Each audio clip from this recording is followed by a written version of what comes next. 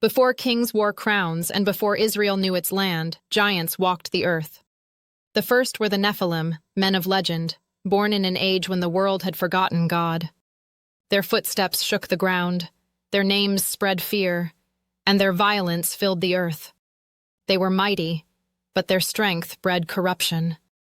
And when the heavens could bear no more, the flood came, and the giants of the ancient world were swept into silence.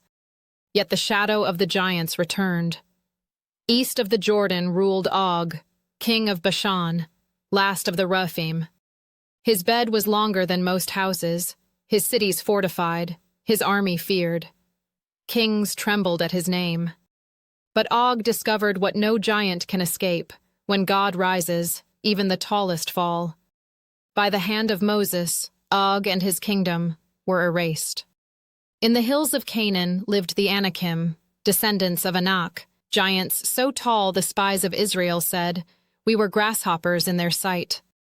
Fear gripped a nation, delaying promise for 40 years.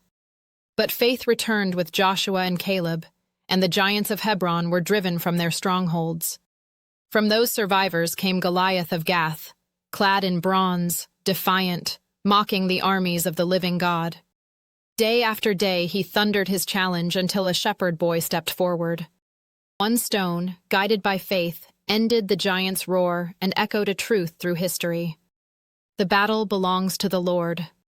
Years later, when David was old and weary, another giant rose, Ishbi-Benob, a Rephate warrior whose spear nearly ended Israel's greatest king.